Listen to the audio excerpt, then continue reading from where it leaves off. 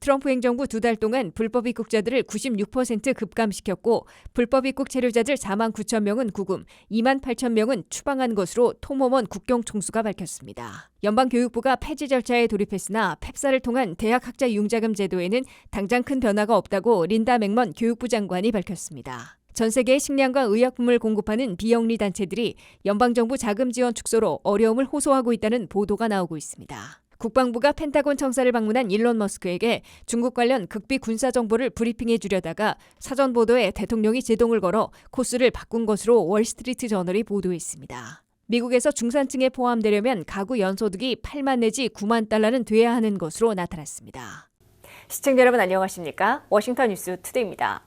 트럼프 행정부 2달 동안 국경 봉쇄로 불법 입국자들은 96% 급감시켰고 불법 입국 체류자들은 4만 명 이상 체포해 4만 9천 명을 구금하고 있다고 톰 호먼 국경총수가 밝혔습니다.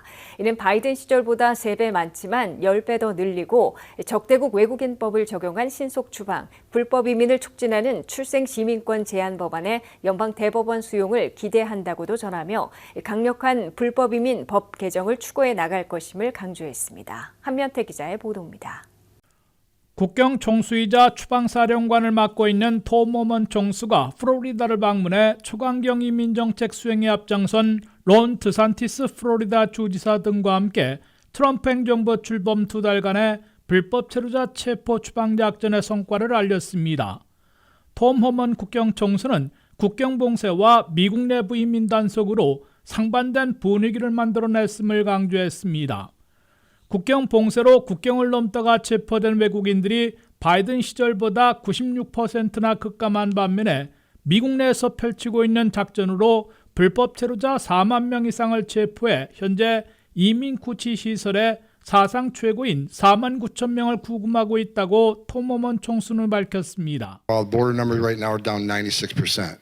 96% decline. Look. We were arrested about 3 times more than Biden did in 1 month. I already talked about that. That's not enough. We need to do 10 times more. 불법 체류자 체포와 구금 숫자는 바이든 시절보다 3배 많은 것이지만 우리는 만족하지 않고 10배 더 많이 체포 추방하는 작전을 계속할 것이라고 호먼 총수는 강조했습니다. 이에 비해 추방은 톰 호먼 총수가 공개하지 않을 정도로 아직 목표에 크게 미달하고 있는 것으로 보입니다. 아이스는 비공개적으로 1월 20일부터 3월 11일까지 추방한 외국인들은 2만 8,319명이라고 밝혔습니다. 하루 555명씩 추방한 것이지만 올 한해 100만 명을 추방하려면 하루 2,700명이 되어야 하므로 크게 부족한 것으로 인정하고 있습니다. 톰 호먼 국경총수는 미국서 태어났다고 미국 시민이 되고 각종 베네핏을 누리는 출생시민권 제도는 불법 이민을 끌어들이는 자석이라며 트럼프 대통령이 최근 상고한 연방 대법원에서 출생시민권 제한 조치를 수용해 줄 것으로 기대하고 있다고 밝혔습니다. I'll say this is an enticement. It's a magnet for more illegal immigration. We'll see what the Supreme Court says. I hope the Supreme Court will decide the right way. 트럼프 대통령은 최근 연방 지방법원들과 항소법원들에서 위헌으로 패소한 출생시민권 제한 행정명령을 연방 대법원이 다뤄달라고 상고해놓고 있습니다. 톰 호먼 총수는 또 1798년에 적대국 외국인법을 발동해 베네수엘라 출신 137명을 엘살바도르로 추방한 사건이 법적 투쟁을 벌이고 있는 데 대해 연방 법무부에서 싸우고 있으나 이들은 갱단으로 미국의 적들이라는 점에서 적대국 외국인법 적용 신속 추방이 맞다고 설명했습니다. 톰 호먼 국경총수는 트럼프 대통령의 약속대로 우리는 법원의 판결에 따르겠지만은 연방 법무부가 항소와 상고 등으로 투쟁하는 동안 우리가 해야 할 일은 결코 멈추지 않을 것이라고 다짐했습니다. 론 드산티스 플로리다 주지사와 톰 호먼 국경총수는 워싱턴 연방의회가 대통령 행정명령으로 대폭 강화한 조치들을 명문화하는 강력한 이민법 개정을 추구해야 한다고 촉구했습니다. 드산티스 플로리다 주지사는 플로리다에서 불법 체류자들이 이곳에 들어만 와도 형사처벌하고 불체 학생들에게는 저렴한 거주민 학비 적용을 폐지한 것을 예로 들면서 이를 연방 차원에서 미전역으로 확대 실시하도록 이민법을 개정해야 한다고 주장했습니다. WKTV 뉴스 한면택입니다. 연방교육부가 폐지 절차에 돌입했으나 펩사를 통한 대학 학비 무상 보조와 융자 제도에는 당장 큰 변화가 없다고 린다 맥먼 교육부 장관이 전했습니다. 의회 승인을 받아야 폐지가 확정되기 때문에 그때까지는 연방교육부에서 현행대로 학자 융자금을 관리하고 폐지 시에는 연방재무부나 상무부 또는 중소기업청 중 한 곳으로 이관하게 될 것으로 예고하고 있습니다. 연방교육부의 폐지로 4천만 명 이상이 이용하고 있는 대학 학자 융자금 제도에 어떤 변화가 생길지 관심이 쏠렸습니다. 이에 대해 부처 폐지라는 마지막 임무 수행에 나선 린다 맥먼 교육부 장관이 즉각적인 큰 변화는 없을 것이라고 확인했습니다. 연방교육부 폐지는 연방상하원에서 승인해야 결정되는데 연방상원에서 60표 장벽을 넘을지 아직 불투명한 것으로 보입니다. 특히 연방교육부의 폐지가 연방의회에서 결정될 때까지 대학 학자 융자금 제도를 바꿀 수도 없는 상황으로 관측되고 있습니다. 맥먼 교육부 장관은 부처 폐지 절차에 착수했으나 앞으로도 대학 학자 융자금은 연방교육부에서 관할하게 될 것이라고 밝혔습니다. 이에 따라 대학 신입생들과 재학생들은 현행처럼 studentaid.gov라는 웹사이트에서 매년 펩사로 불리는 신청서를 온라인으로 제출해 무상보조와 학자금 신청을 받게 됩니다. 가구 소득에 기반해 결정되는 연방 무상보조 펠그란트는 저소득층의 경우 맥시멈인 $7,395를 받고 가구별로 그보다 적은 금액을 산정해 알려줍니다. 연방교육부에서 산정해주는 본인 부담률에 따라 대학 당국이 총 학비에서 각 주별 무상보조, 장학금 등 갚지 않아도 되는 금액부터 제외하고 나머지는 융자받을 수 있도록 오포해주게 됩니다. 현재 4,300만 명이 총액으로 1조 6천억 달러의 학자 융자금을 이용하고 있습니다. 그중에서 신입생들과 재학생들이 한 해에 990만 명이 펩사를 제출해 무상보조와 학자 융자금을 산정받고 있습니다. 대학을 졸업한 후에는 매달 상환금을 납부해야 하며 연방정부가 지정한 서비스 회사들이 월 상환을 관리하고 있습니다. 연방교육부는 최근 4,200명의 전체 직원 중에서 절반을 감원해 2,000명을 남기고 있으나 학자 융자금을 관리하는 부서인 FSA의 1,400명은 대다수 그대로 유지시킨 것으로 알려지고 있습니다.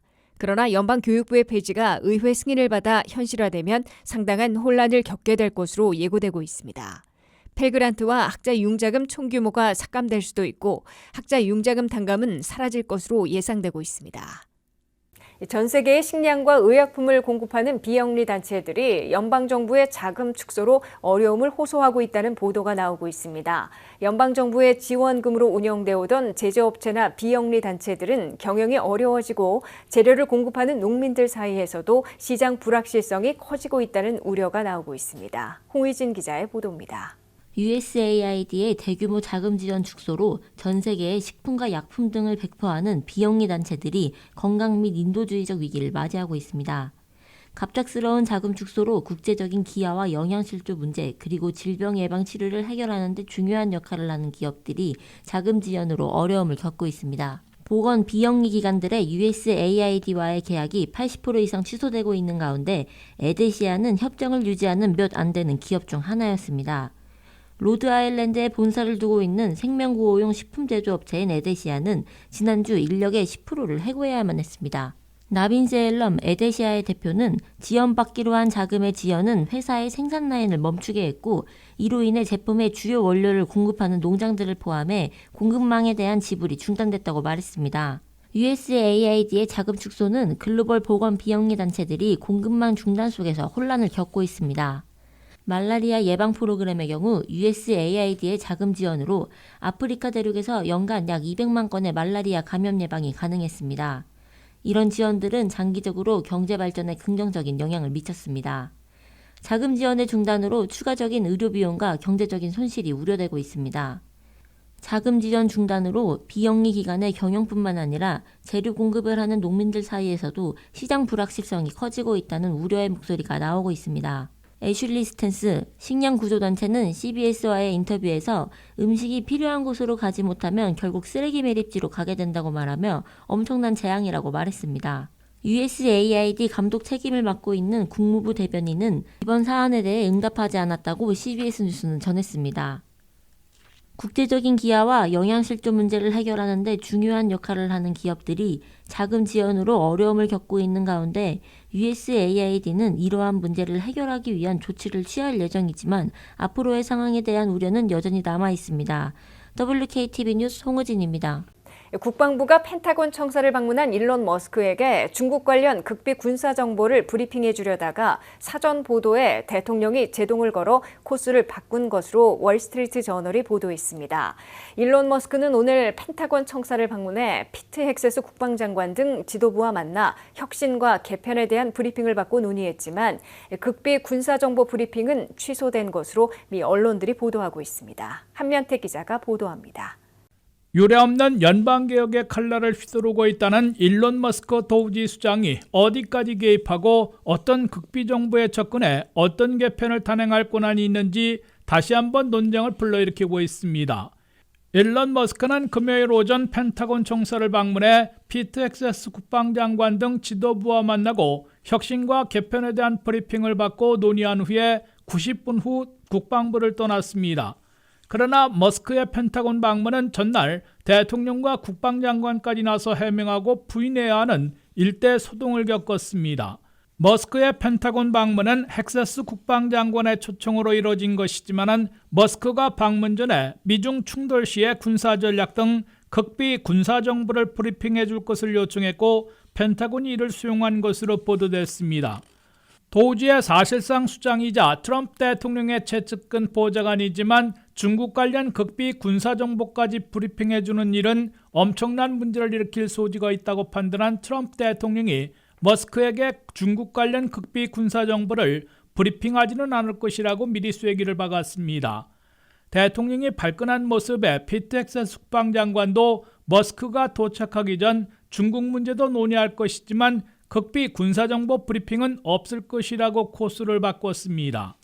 월스트리트저널은 헥세스 국방장관은 펜타곤 민관관리 인력과 예산을 대폭 삭감하려는 머스크에게 필수 분야 삭감은 제외해달라고 강조하기 위해 초청했는데 머스크가 중국 관련 극비 군사정보까지 브리핑해 줄 것을 요구하는 바람에 이런 일대 소동이 벌어진 것으로 해석했습니다.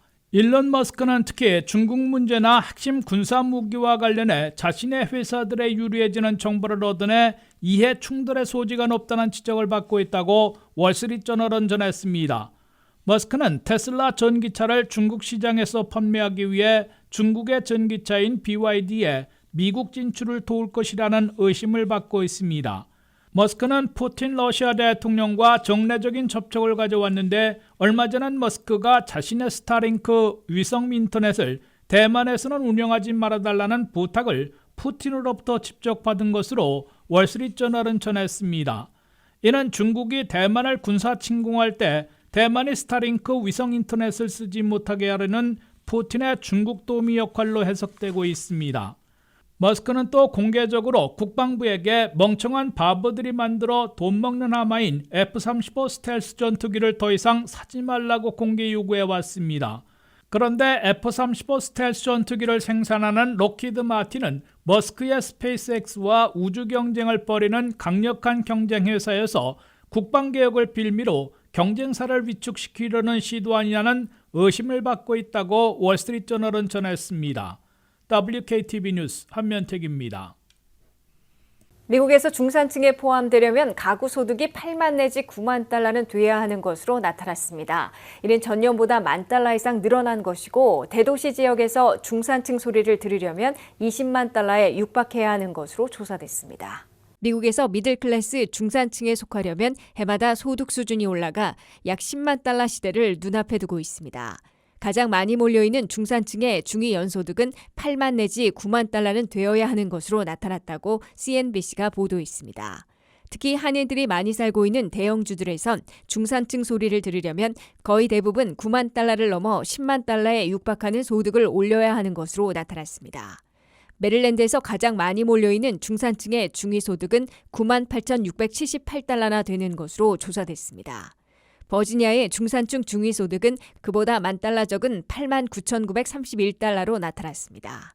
워싱턴 수도권과 비슷한 구조인 뉴욕, 뉴저지를 보면 뉴저지의 중산층 중위소득은 99,781달러인 데 비해 뉴욕은 82,095달러로 다소 차이가 났습니다.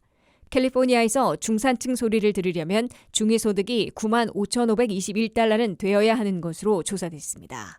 서부 워싱턴주에서 중산층에 속하려면 94,605달러를 벌어야 하는 것으로 나타났습니다. 일리노이에서는 중산층의 중위소득이 8만 달러로 다른 대형주들에 비해 낮은 편입니다. 반면 미 전국에서 가장 소득이 높아야 중산층에 들어갈 수 있는 지역은 매사추세츠로 99,858달러로 10만 달러 돌파를 목전에 두고 있습니다. 전년도에는 뉴저지가 가장 높았으나 이번에는 매사추세츠가 1위, 2위가 뉴저지로 바뀌었습니다. 이에 비해 동남부와 남부 지역은 비교적 낮은 것으로 나타났습니다. 텍사스에서 중산층에 속하려면 7만 5,780달러를 벌어야 되는 것으로 조사됐습니다. 조지아에선 중산층의 중위소득이 7만 4,632달러로 나타났습니다. 플로리다에선 중산층 중위소득이 7만 3,311달러를 기록했습니다. 중산층보다 한 단계 위인 중상층 생활을 하려면 중위소득이 높은 지역에선 19만 달러는 넘어야 가능하고 보통 17만 내지 18만 달러, 적은 지역에선 15만 달러 안팎을 보이고 있습니다. 미국에서 각 주별로 다른 중산층 기준은 주별 중간소득보다 3분의 2 수준에서 2배까지 범위에 드는 주민들을 포함시키고 있습니다. 이상으로 워싱턴 뉴스투데이를 마치겠습니다. 시청해주신 여러분 고맙습니다.